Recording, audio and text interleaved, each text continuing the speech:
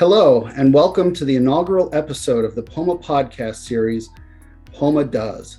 My name is Joseph Zawisza, and I'm the president of POMA for the 2021-2022 year. I'm also the champion for the communications pillar. One of the tasks of the communications pillar this year is to produce this podcast series, and the membership has asked that I be the initial subject for this series. So I thought, who better to introduce me and to interview me than my lovely wife, Angela Zawisza, who is also a POMA board member and knows me better than anyone else. So with that, I'll allow her to take it away. Ange? Hi, everyone, and thanks for joining us on this inaugural session of the podcast series, POMA Does. First, Joe, can you please tell us a little bit about what POMA has done and where we are right now?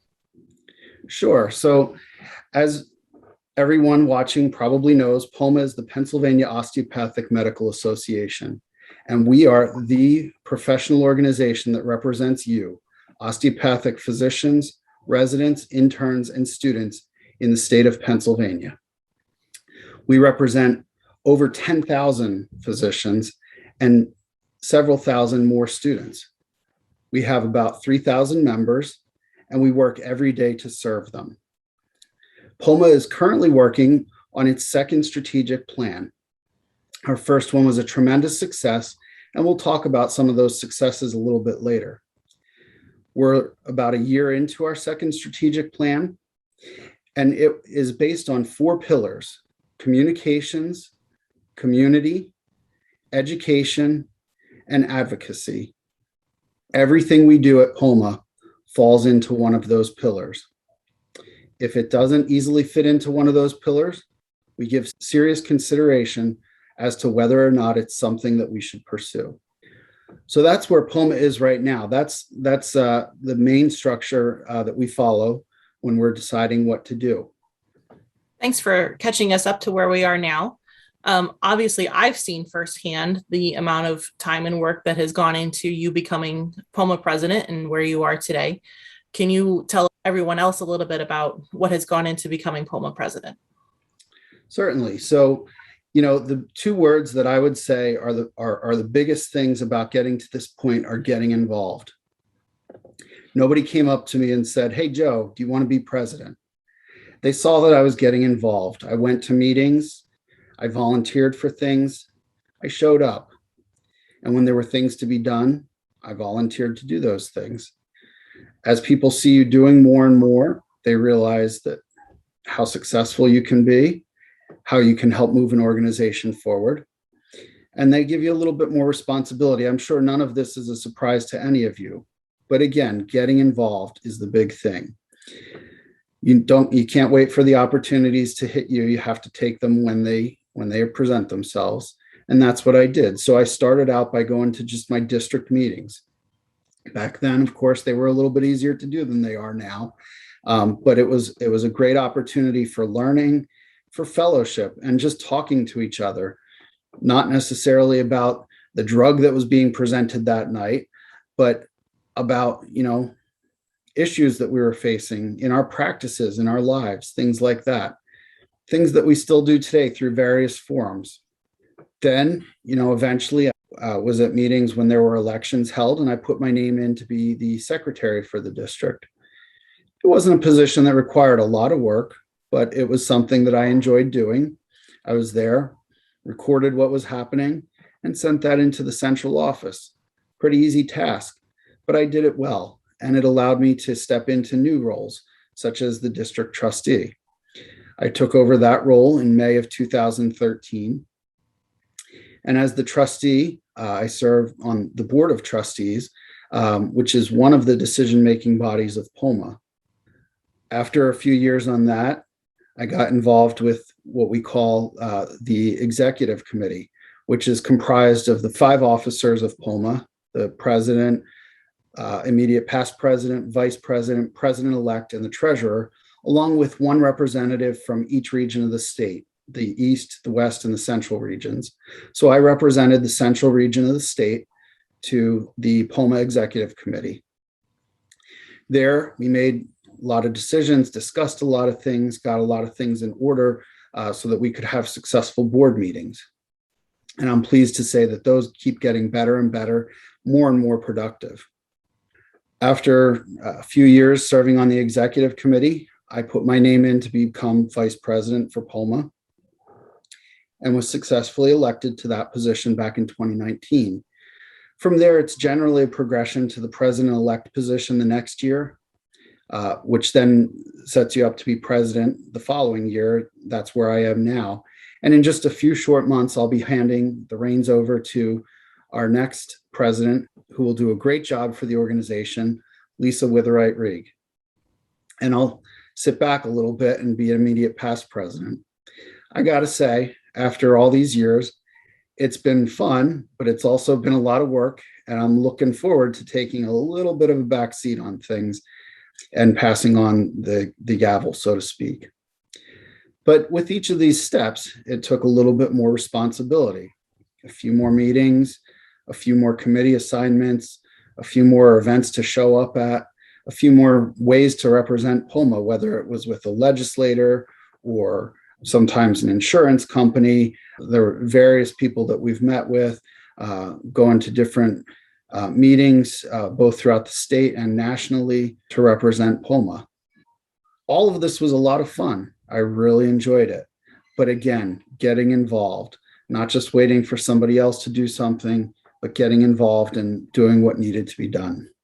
So that's how I got to this position. Certainly, you know that it was a lot of long nights and a lot of meetings. And we've really tried to make sure that everything that we're doing is not just a meeting, but a meeting with a purpose and a meeting that accomplishes something.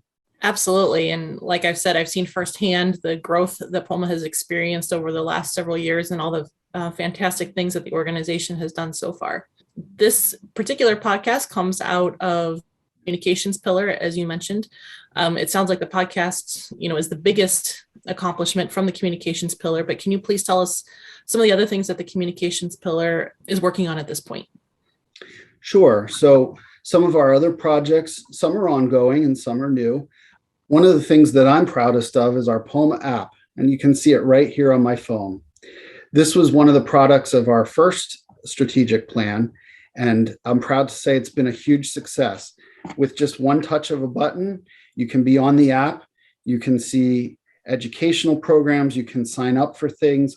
We have a COVID-19 update that goes on there. The annual clinical assembly information can be seen on there. There's social platforms on there that you can join, the different communities, whether that's your district or a resident group or other things. So those are just some of the things.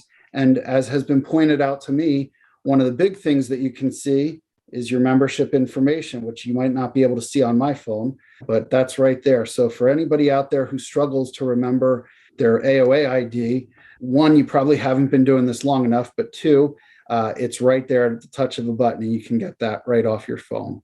So I encourage all of you, if you haven't done that already, please think about signing up for the POMA app. It's a great way to communicate with POMA to get information about your professional organization. Some other projects that we have going on, we have the Journal of POMA, which has been going on for a long time and is a very successful publication. It's currently going through an evaluation to see what we can do to make it even better. It's published a few times a year, generally with a theme, and has writers that range from students to attending physicians, the deans of our schools, and we even have a spot for residents. And I'd like to say, if there's anybody out there that's interested in writing for a professional journal, we'd love to have you. You can contact us at POMA@POMA.org, and we'd love to see what your interests are in terms of writing. We also feature in that journal research articles. So for anybody out there that might have research that they're interested in presenting, we'd love to publish your research. So there's also some philosophical pieces in there, editorials and opinion pieces that would be a great addition. I know with all the members that we have and with all the physicians out there, there's got to be people with things on their mind that they'd like to get on pen and paper or on computer, I guess, these days. We'd love to see what your thoughts are. So we have that. We have our newsletters that go out several times a month. We have the regular newsletter, which goes out on the third Friday of every month, and you'll be seeing that come into your email inbox next week. We have the Under the Dome piece, which is published on the first Friday of every month and is specific to legislative and other advocacy efforts that POMA does, things that we're watching out for, and especially our successes. And then we also, for the past almost 2 years now, hard to believe, have been putting out COVID update newsletter that currently comes out on the second and fourth Wednesday of every month. At times we were doing it more frequently, but as the situation has changed, we've adapted to that too. Adaptation is a big thing with communications, as you can imagine. We don't sit with a standard schedule and that's all that we do. We make changes as we need to. So those are some of our publications that we have. We've also worked on surveys to find out what's the best way to communicate with our members. It may not always be the same way that we've always done things. So we've made a lot of changes there. I'm proud to say that communications is a vibrant pillar, and we've made lots of good changes that have helped to serve our members better. Thanks for all that information, Joe. As you know, certainly as an initial board member and a recent trustee, I certainly have seen changes in the communication styles as well, and have impacted my practice greatly. So thanks for all that information. You mentioned that the podcast is a new program within the communications pillar, and this is our inaugural episode. Can you tell us a little bit about what you hope to accomplish with the podcast and some of the future topics? Sure. So this project was born out of a member survey which took place leading up to our second strategic plan phase, just like we did with the first one. And one of the things that was popularly requested was a podcast series. So this is going to have a lot of different uses. Obviously, this very first episode is starting out as a very informational episode, an introduction to POMA and what's going on. The next 2 episodes actually are going to feature my co-leaders. I mentioned before that we have the structure of the president, the vice president, president-elect, and the immediate past president. They all meet with me every 2 weeks or so that we can keep updated on things that are going on. And they're going to talk with me in the next 2 episodes about their pillars, the other ones that I mentioned, and a little bit about their path to leadership. By the way, I'd be remiss if I didn't mention that my dad, Michael Zawisza, DO, was a former president and certainly has helped me on my path to leadership. Again, still had to take the opportunities when they were there, nothing handed on, but it certainly helped to create some opportunities that I was able to take advantage of. And something interesting about that is I think that each of us has different opportunities, different pathways to where we get in our lives. And it's just about taking advantage of those and getting involved with them. But I digress. I'm sure my dad would be proud of me for that. So as far as him, so you think you get that, but absolutely. So as far as the podcast series goes, those are some of the first 3 episodes. But one of the things we hope to get into with this is educational pieces. POMA is now able to accredit continuing medical education through the ACCME. So one of the things we'd like to see these podcast series turn into at some point is the ability to provide brief snippets of CME that you can get listening to in your car or just, sitting on the couch at night after the kids go to bed. 15-minute snippets that earn you a quarter of an hour of CME that can build up over time. We have a goal right now to put these podcast episodes out every 2 weeks. Depending on the success, that could change. But, if we get to a point where we're doing even 20 CME programs a year on this, that's quite a bit of CME. That's 5 hours of CME, which is great, especially since you don't have to go somewhere to get that or spend a long time in front of a computer. We'd also like to expand this at some point to include education for non-physician members. So team members that we work with every day in our offices and in our hospitals. Maybe they have a question about what a DO is or what a DO can do, what physicians can do. Some of the questions I've heard are what's the difference between what a nurse can do versus what a medical assistant can do. Those are the kind of things that we can address to our non-physician friends.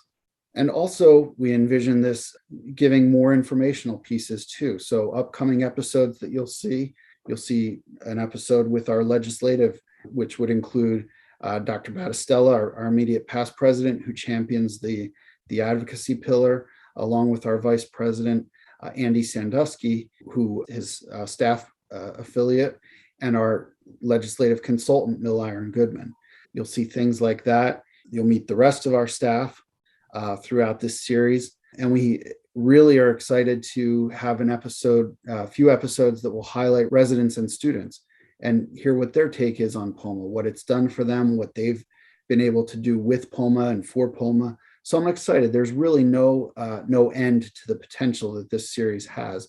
And we'll see how things go. And as I said, communications is definitely a vibrant pillar, and we will take it in the direction that seems best for the organization and our members. That's all great information, Joe. Thank you so much for enlightening us as to what POMA is and the communications pillar, and what specifically they have accomplished over the last couple of years. And we're excited to see where it takes us in the future. One of the things that you've all heard about me and my path to this point, but Angie actually is representing the other end of the spectrum. So like I said, I've spent almost a decade in POMA leadership. She's fairly new to our board, and I'd like to get just a quick take from her on how she got to where she is and where she sees things going for her path. So Ange, other than being buddy with the president, do you want to tell us a little bit about your qualifications and what got you to this point? Sure. Man, I thought I was off the hook here. I guess not. So like Joe said, I'm a relatively new leader, only holding the Board of Trustees position for the last year or so. I'm elected to the District 11 Board of Trustees as a representative for the District 11. Just started, like Joe said, going to meetings, kind of fitting POMA events in here and there. I attended the POMA scientific seminar every year. And then just kind of gradually got involved with POMA, doing a little bit more here and there. I got to be honest, I did not see myself, really doing anything in terms of leadership with POMA in the beginning. But as, it got a little bit more established in my practice, you just kind of gradually took on different roles within the district. Now I'm district trustee, and now I've been invited to be on a couple of different task forces. I'm a member of the district task force, which I think has accomplished some fantastic things over the last 8 months or so, and also a member of mentor task force, which again has put out a couple of great things. They're not part of the communications pillar though, so we won't get too involved with them here, but so just a little bit here and there, kind of gradually, getting more and more involved. I frequently get asked if I'm going to be president in 10 years, or when can I be president? I'm putting that question off for a while, but for now, I'm very happy to be involved at the leadership level that I'm at, and look forward to, being a part of what POMA does in the future.